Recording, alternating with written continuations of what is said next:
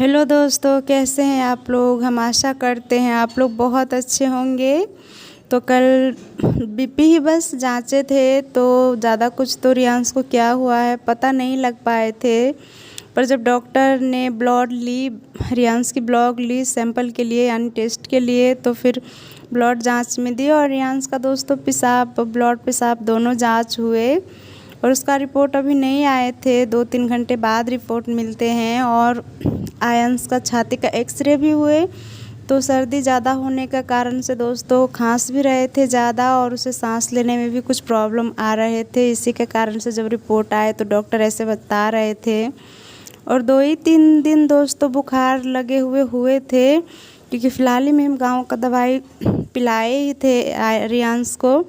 पर दवाई पिला भी रहे थे और फिर भी अच्छे नहीं हुए और भीतर ही भीतर बुखारी में रियांश को टाइफाइड हो गए। जब रिपोर्ट आए ब्लड और पेशाब का जांच का तो डॉक्टर जी यही हमें बता रहे थे।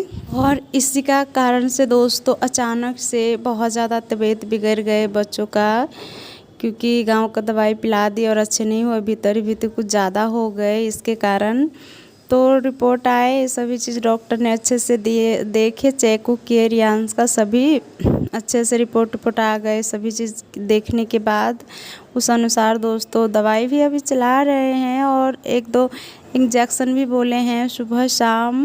वैसे तो दोपहर को भी बोल रहे थे पर फिर बोले सर कि बच्चे हैं इतना परहेज़ नहीं कर पाएंगे।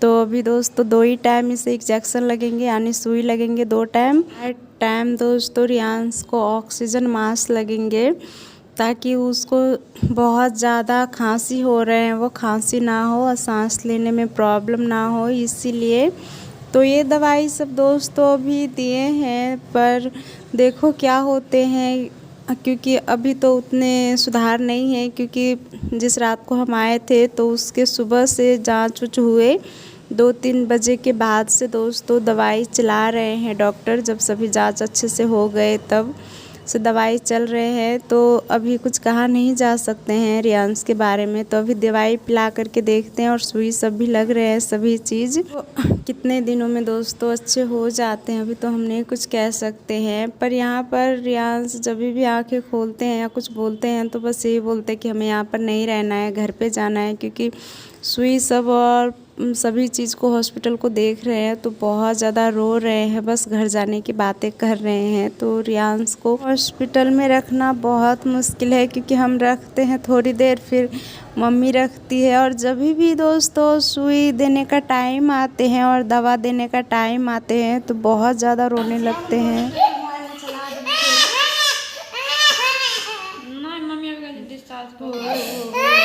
इसीलिए हम आप सभी से कह रहे हैं कि रियांश के लिए प्लीज़ दुआ करो कि जल्दी वो ठीक हो जाए और घर पे आए और आप सभी के साथ फिर से हंसे बोले और अच्छे से रहे।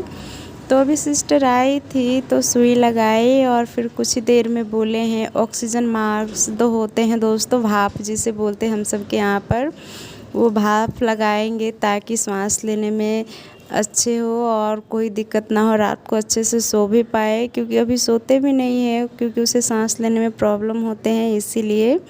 तो वही लगा कर के गए हैं अभी सिस्टर, और हम इसे अच्छे से लगा देते हैं और फिर दवाई देने के बाद और इसका ऑक्सीजन मास्क लग जाए फिर हम गोद में ले कर के थोड़ी देर इसे टहला करके दोस्तों सुला देंगे ताकि ये आराम थोड़ी कर ले। और फिर उसके बाद जब ये उठेंगे तो हम इसे थोड़ी कुछ खिला